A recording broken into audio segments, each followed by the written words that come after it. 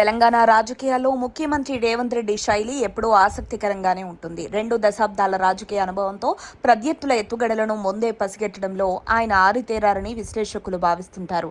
తాజాగా ఒక ప్రముఖ టీవీ ఛానల్కి ఇచ్చిన ఇంటర్వ్యూలో రేవంత్ రెడ్డి చేసిన వ్యాఖ్యలు ఇప్పుడు రాష్ట్ర రాజకీయాల్లో పెనుదుమారం రేపుతున్నాయి.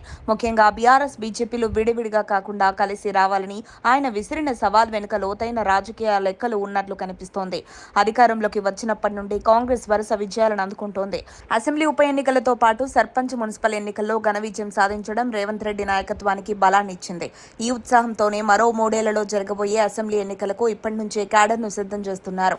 అయితే ప్రతిపక్షాలు విడివిడిగా ఉండడం వల్లే కాంగ్రెస్ కు ఈ లబ్ధి చేకూరుతోందన్న చర్చ కూడా సాగుతోంది.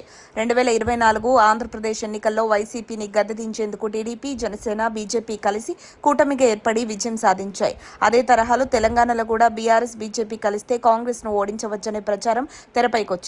గణాంకాల ప్రకారం చూస్తే గత ఎన్నికల్లో బీఆర్ఎస్, బీజేపీ ఓట్ షేర్ కలిపితే సుమారు 51% చేరుతుంది. ఇది కాంగ్రెస్ ఓట్ షేర్ కంటే చాలా ఎక్కువ. ఈ లెక్కలనే విపక్షాలు నమ్ముకుంటున్నాయి. విపక్షాలు కలిస్తే ముప్పుంటుందని తెలిసినా రేవంత్ రెడ్డి వారిని కలిసి రమ్మని ఎందుకు సవాల్ చేస్తున్నారనేదే ఇక్కడ అసలు పాయింట్. దీని వెనుక 2 ప్రధాన కారణాలుండొచ్చని రాజకీయ పండితులు విశ్లేషిస్తున్నారు. బీఆర్ఎస్ తన సెక్యులర్ ముద్రను పోగొట్టుకుని బీజేపీతో జతకడితే ఆ పార్టీకి ఉన్న మైనారిటీ ఓటు బ్యాంకు పూర్తిగా కాంగ్రెస్ వైపు మళ్లుతుంది. అంటే కూటమి ఏర్పడినా కొన్ని కీలక వర్గాలు దూరం కావడం వల్ల ఆ ఓట్ షేర్ తగ్గిపోవచ్చు. మీరు ఒంటరిగా నన్ను ఎదుర్కోలేకనే కలిశారు అనే ప్రచారాన్ని ప్రజల్లోకి తీసుకువెళ్లడం ద్వారా రేవంత్ రెడ్డి సానుభూతిని పొందాలని చూస్తున్నారు.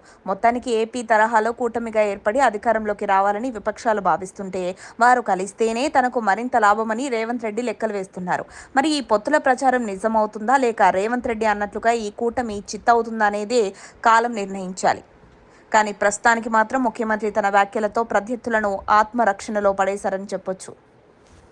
మరిన్ని అప్డేట్స్ కోసం మా కాయ్ టీవీని సబ్స్క్రైబ్ చేసుకోండి. మా వీడియో కనుక మీకు నచ్చినట్లయితే లైక్ చేయండి, షేర్ చేయండి. మీ విలువైన అభిప్రాయాలను కామెంట్ బాక్స్లో తెలియజేయండి.